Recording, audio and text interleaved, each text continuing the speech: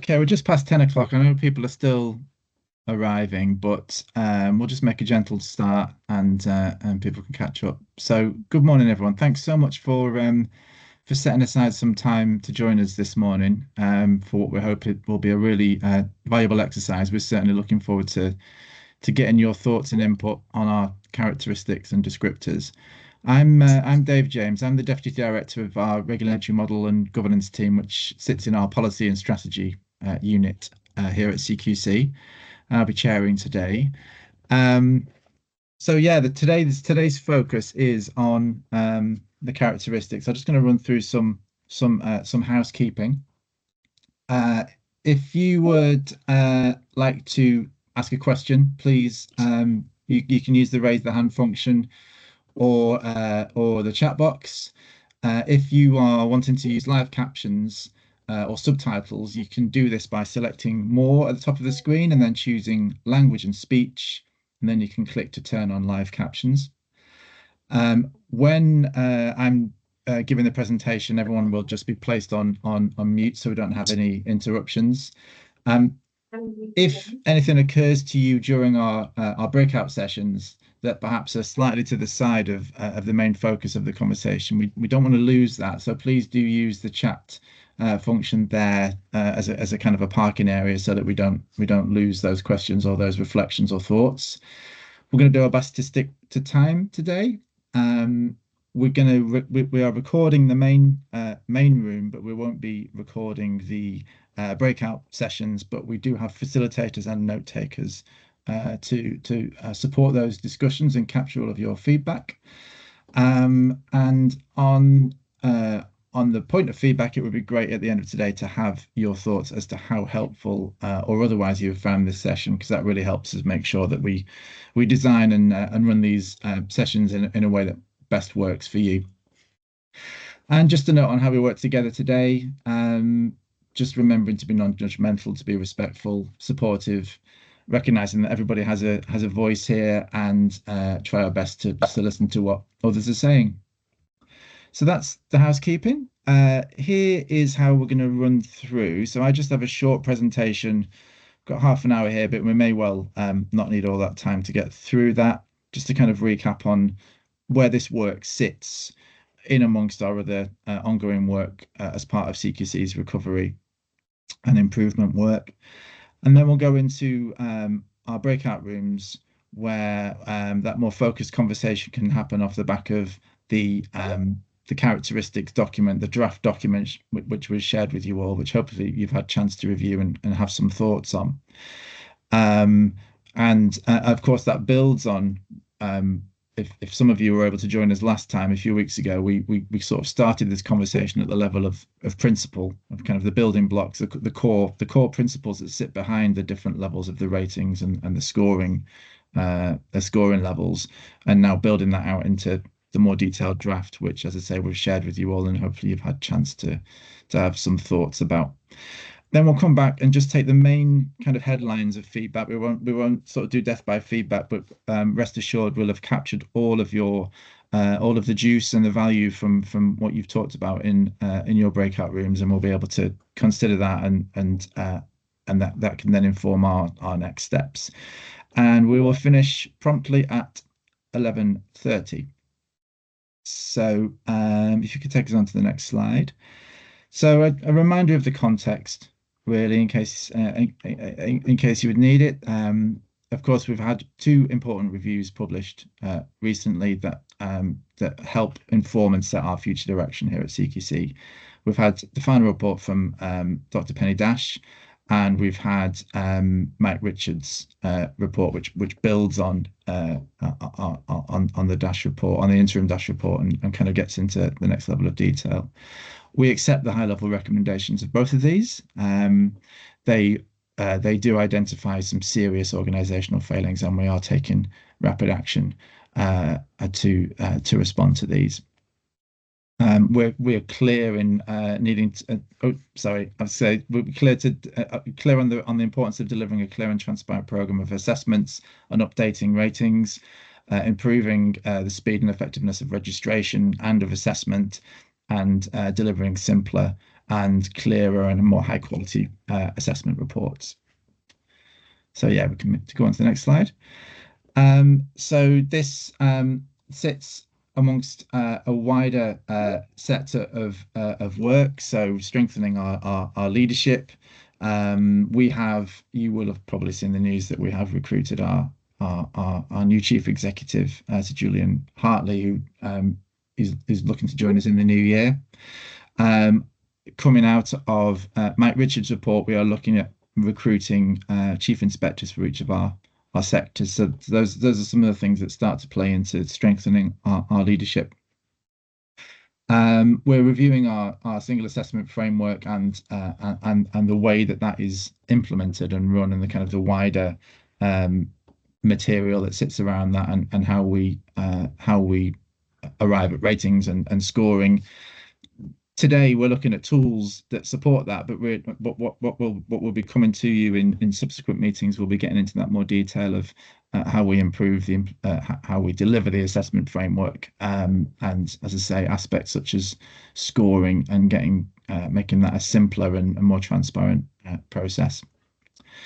Having the right expertise in place relates to how we structure our operational teams. So we've never moved away from having expert assessors and inspectors who are sector experts, but we recognise there's always a need to improve their skills and their expertise, and understanding how we best align some more senior levels of management that sit above that, so that we have the right balance of expertise to reflect the differences in the sectors that we regulate, and continuing to update our approach to relationship management through piloting how we deliver relationship management with providers, and that started with NHS Trust, but that's going to expand out to other sectors.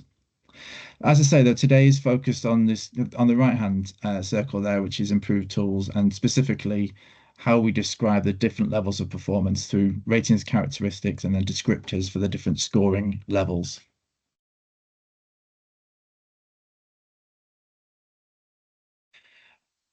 Which I think I've already covered that slide, haven't I? So, but of course, just to be really clear, why it's so important that you've been able to join us today and help us with this.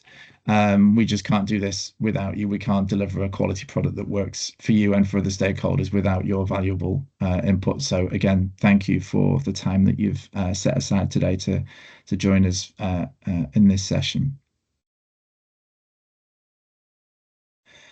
So just kind of linking this back to where it comes from, both the Dash and the Richards reports point to the need for more detail as to what the different levels of performance look like. We've also heard this from providers and from our assessment teams. We did have ratings characteristics under our, Chloe's framework. Moving to scores, we felt we didn't need that, but clearly that's something we need to review and revise, and that's what today is about. I mentioned earlier that this follows on from a session we had a couple of weeks ago now, where we started at that level of principle to then do the groundwork that gets us into the more detailed work of how our drafting is getting along, which is what today is focused on. So we'll be particularly interested in whether you feel you're getting enough detail from these draft characteristics and descriptors, and to understand if there are any specific areas where we need to actually go a bit further and provide more detail, or perhaps more sector specific or more care model specific information or guidance.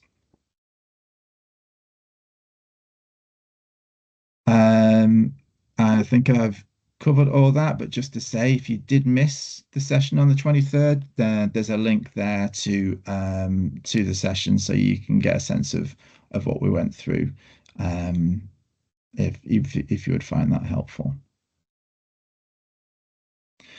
So what we heard there, we shared some underlying principles, the kind of design principles for how we always designed and developed our ratings characteristics, and what we'll be looking to carry forward as we reintroduce those.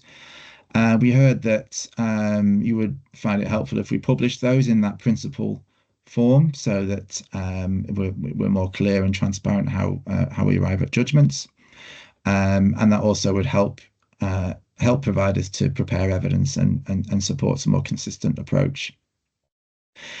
We heard that the principles could be improved by adding more details, so that we are clear on how we judge each quality level, so we can look at how we do that, as well as, of course, delivering the actual characteristics themselves. And also that as a principle, we should be looking at publishing all internal guidance externally, so that it's really obvious and clear what it is we're saying to our staff. You're able to see the same material, which I would certainly think is a very wise and positive step for us to take. So if we take on, okay, some more feedback actually. We have heard that some stakeholders would like to see ratings characteristics for individual sectors, pointing out that what good looks like for social care might be different to a GP setting. I think we can get into a little bit of that today, but we also have some further sessions where we can understand that in a bit more detail, and understanding if the material that we've published at the moment, how far that goes towards meeting that aim, and what else we can do there. We should share the drafts, which we've done ahead of today's, so that you can comment on it, and have one eye to the future. So be thinking about any potential change to ratings that might come, which is not within CQC's gift to enact. That would be with the Department of Health and Social Care, but clearly that's in the ether, that there's a potential shift away from one word ratings, and considering how that might change the way that we structure our guidance and deliver our functions through assessment and our other powers. So we're about to go into breakout rooms. We're a little bit ahead of schedule there. So we do have time for any comments, maybe feedback on how that last session went, or any general questions, particularly about the ratings characteristics. But if there's something more broad, we can consider how that as well. So happy to take any questions or comments before we go into breakout rooms.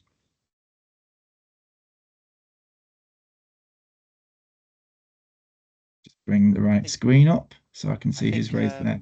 Mina has that. Mina, yes, thanks. Hi, thanks for that, David. I've just received a document a couple of days ago with the draft ratings characteristics on it. Again, it takes an awfully long time to read a 65-page document. I think one of the struggles that we've been having is that the new single assessment framework, the first document that came out, I think, was in the region of 170 pages. A lot of the stuff in there is repetitive. And I think what you need to be concentrating on is giving us something that is much more readable, and actually just gives us the core principles of what you're doing, rather than the narrative of what you have produced. Thanks, Mina. No, we're definitely trying to strike that balance, which is one of the reasons why we didn't initially publish ratings characteristics for the new approach. But then clearly we've heard that was too little. So perhaps, I mean, if we're going to publish those principles that I mentioned a moment ago, as well as the detail for those that want to engage at that level, hopefully that would be a way of making sure we're kind of meeting all needs. But let's see where we get to. But thanks for that, Mina. I totally appreciate where you're coming from there. Any more thoughts or questions? Can't see any other hands up. But no, okay. There's a couple of comments in the chat. I think just asking if people could send back more detailed comments on the document itself that we've shared. So I think that's absolutely fine to do. Yeah. If people would like to do that, that would be great. Yeah. And I know there's also, I think Sue has posted about the kind of detail question as well. So there might be different needs for different types of Yeah. providers out there as well. Yeah, sure. Yeah. And I think Michelle has her hand up. Just a very quick question, which I'm sure the answer will be yes. I sort of here representing GP practices in my area, and it was just to ask, can I share that document with them so that they can send comments back to me and I can pass them on to yourselves? Yes, certainly. Yeah, thanks. Yeah, thanks, Michelle. And just to say, Michelle, there is also a survey we can share the link for. So if your colleagues prefer to feedback through a survey, that's another route to collect feedback as well. Yeah, that's great if you can share that. Thank you. Good point, Sam. Thank you. Kay, I think is next. Okay. Yeah, I just got one question really. It was regarding exceptional standards of care and some of the wording around that, particularly around people and staff, including agency staff and volunteer staff, are actively encouraged and rewarded for raising concerns. And I just wondered what kind of rewards you were sort of, what that meant. Really, it just seemed a bit ambiguous to reward people for raising concerns. It might, and that might be a really good example where the wording isn't as helpfully as clear as it could be. I think what we're trying to describe there is a positive culture where identifying and raising concerns and then those being acted on is a really important part of a positive, safe and culture that's focused on improvement. So it's not so much about kind of what's the reward structure. It's more, it's more cultural. So there's probably a better way of describing that. I think that is there's example. I mean, I've picked that one out, but there's examples of that sort of ambiguity around wording throughout this document. And I think if you're going to give us something that's supposed to be helping us, you need to make sure that the language is clear and transparent. Yeah. No, absolutely. And that's what today's about, to be honest. You know, this is kind of where we've got to, but it's to be improved, you know, with your feedback and with your your insights. So absolutely. That's what today's about. I think, is it? Yeah. Well, sorry, I was just going to say, Dave, just we can probably head into breakout rooms soon. So if people have like very specific detail they want to discuss, maybe best to keep it for there, but we can still take some more questions. Yeah. Over to you, Dot. Thank you both. Just a very quick one, and I noticed my colleague Carol has already mentioned that in a chat. In the draft document, there is an environmental sustainability quality statement missing. So is that a permanent change now? And are there going to be any further in terms of kind of the location and where the quality statements are actually put under, so to speak? Thank you. The environmental sustainability only applies to NHS assessments. For now, I mean that will be kept under review, but I think it's safe to assume that's not a change will be made soon. What we want to come back to this group and other groups on is how do we use the assessment framework flexibly? So what are essentially, one way of coming at that would be, what are the really important areas that you would need to cover to make an assessment, and which perhaps might not be so relevant to certain types of service. But we'll be getting into that in subsequent sessions. Thank you. Thank you. So we just have a couple more hands. We can go to Maz and then Debbie, and then if we can get to the breakout rooms, that'd be brilliant. Hi, David. Do you mean the environmental sustainability only applies to trust well-led assessments? So is this ratings characteristics draft just for the service level, or the old core service terminology? Yes, I'd need to check actually on how this applies to trust well-led. Because I think all of us representing NHS Trust are waiting for that well-led assessment as well, documentation. I'll check that whilst you're in the breakout rooms, and I can come back with an answer on that.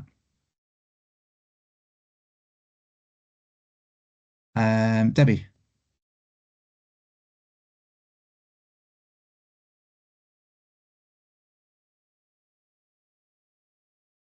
You might be having trouble coming off mute. Sorry, I said you say it's only applicable to the NHS, but if you're a provider that's providing services to the NHS will expect you to be adhering or aiming towards those. So for some providers, having that in would be really, really useful, rather than saying it isn't applicable, because to some of us it is very applicable to survive. So I think, okay. Is it an opt-in, opt-out? I think maybe it should be in there, but with a caveat of how CQC will apply it, because I know trusts are certainly applying it to independent healthcare providers. Okay, well, there's probably a couple of things there. We look at how do we help providers understand what good looks like in terms of environmental sustainability, but outside of our formal powers, because this document relates to our legal powers to assess and rate. So I don't think we'd want to blur that too much, unless we are going to be assessing environmental sustainability in other sectors. But we can come back to that. I mean, I suppose that's one of the things to get into in breakout rooms. What further information might be helpful in more specific areas, even if it's not in this actual document and format. Well, because you'll be surely measuring the chain of, for the NHS trusts, you'll be looking at their chain. So it would involve independent healthcare providers who they contract with as part of that. So we would still be pulled into the NHS part of it anyway. Well, we'll just be looking at the environmental sustainability. Just literally applies to our assessment of the NHS provider. So it's, yeah, it wouldn't extend beyond that at the current time. I'm conscious of time. Sam, do we have time for more questions here, or maybe we'll just take Jess and then we'll go into breakout rooms. All right, thanks. Please go ahead, Jess. Hello, good morning, thank you. I think this will be helpful actually to understand first before going into the breakout rooms, and somebody else has raised it in the chat. So we know you're not scoring at evidence category level anymore, yes. But as I understand it, you are still using all of the different evidence categories to be able to make a judgment at quality statement level. Right. And I just wanted to clarify that was still the case, because as Laura has raised, if so, then obviously we could have a conversation about whether the characteristics you shared with us need to actually be split in some way or make more clearer reference to the different evidence categories.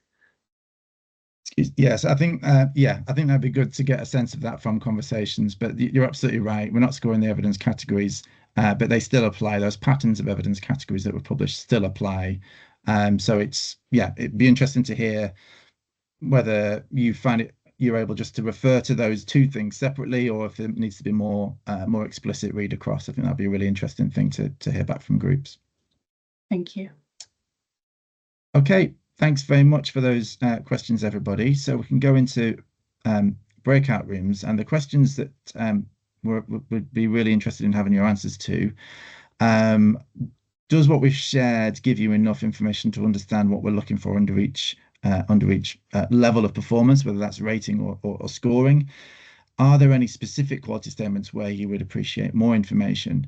And are there any where we really need to be digging down into that more specific service or sector level kind of angle, where we haven't done already?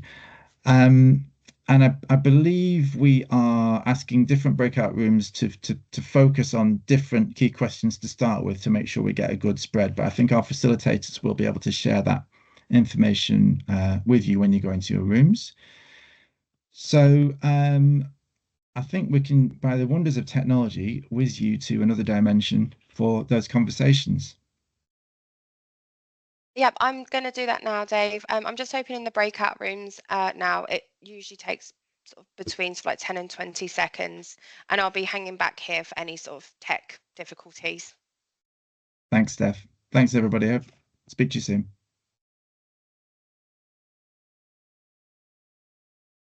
So I would say it ought to be achievable for us to publish the characteristics before Christmas.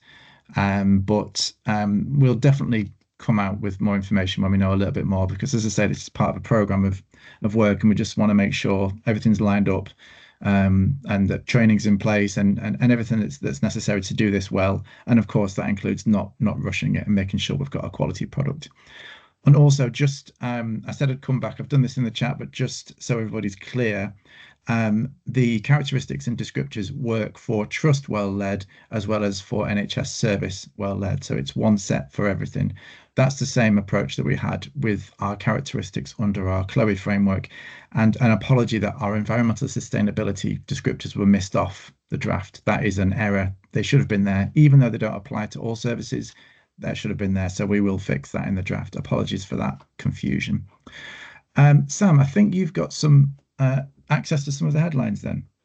Yeah, absolutely. So I'm just gonna flag some of the key points that came through the breakout rooms. But if anyone would like to come in and add a bit more as we go through that, do put your hand up or drop into chat. So one of the things that seemed to be in most of the breakout room discussions was a conversation around the length and the format of the document. So I think a concern that all the characteristics in one single document made it quite long to read and navigate through. So one of the things we might want to think about is breaking it up either into maybe key question area or some other way to break the document up.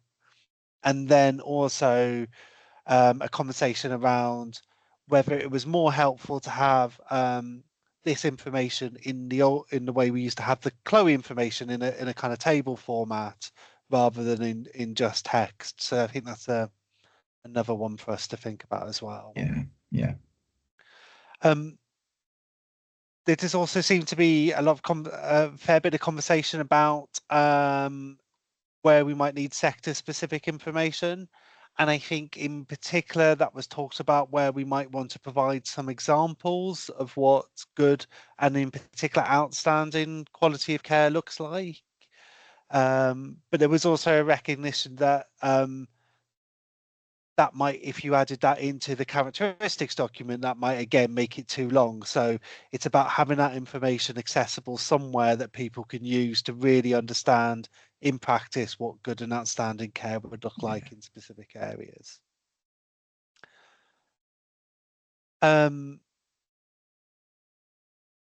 And I think just on that as well, in particular, it was thought that there was probably still some areas where generic information was fine, so particularly around well-led and safe, those key questions. There was a bit of feedback that they were probably fine without sector-specific information, barring maybe one or two quality statements in there that might need it. And when we were talking about sector-specific information, there was a recognition that if we did end up providing that, it would probably be too big a task and make the guidance too long to go into the real granularity of individual service types. For example, home care versus care homes. So we might, if we did do that, we would probably want to keep it at kind of broad, say adult social care or hospital care or mental health care scope. I think I've captured most of the main points, but does anyone want to come in with a bit more detail on any of those bits we've mentioned?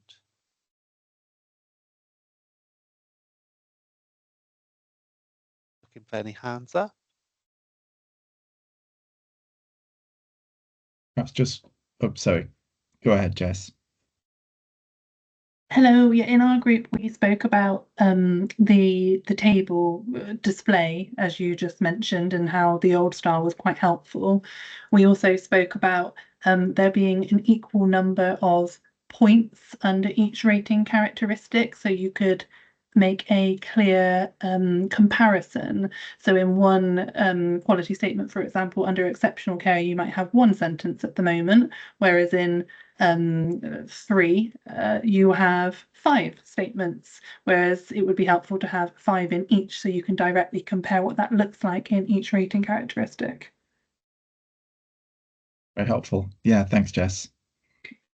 Yeah, and it does feel like, as taken as a whole, that the feedback that Sam's shared, it does kind of underline the need to have the right tools for the job, I suppose. And I suppose, just to be clear, that the document we're talking about today doesn't need to be the only show in town. If we don't have to try and cram everything into this. We've always tried to do use our independent voice to shine a light on good and outstanding, using case studies and other approaches. So that will continue. I think it'd be really good for us to think about how we tie all these things together and make it all feel part of one whole, and make it as easy and as accessible for you to use as we can. Marla, you got some more points. Some really valuable discussions in my particular breakout room, and one of the things that was highlighted was providers finding real value in having kind of more of a document that they could use and help kind of tick things off, and having definitely that more accessibility in terms of providing some real sort of strong examples about what it means for each sector. That definitely came across in my group. But also another strong point that was made was they felt that the regulations weren't sort of coming across in this, and it was felt that it would be really helpful to have a bit more referencing into the regulations, but also because some of the quality statements overlap. Potentially what we could have as well is a bit more cross-referencing across the different quality statements, so that so when you're triangulating evidence, it sort of refers to perhaps a couple of the different quality statements, because it sometimes the nature of the quality state, some of quality statements are that they are similar in nature, so that that could be helpful. So yeah, some really valuable useful discussions, particularly around as well having some of that sector specific information, particularly around I think some providers felt that certain quality statements lended itself to perhaps more certain sectors more than others. So the sector specific guidance would be valuable and appreciated. So just some highlights from me. Thank you. Excellent. Thank you, Marla. That's all really helpful. Thank you.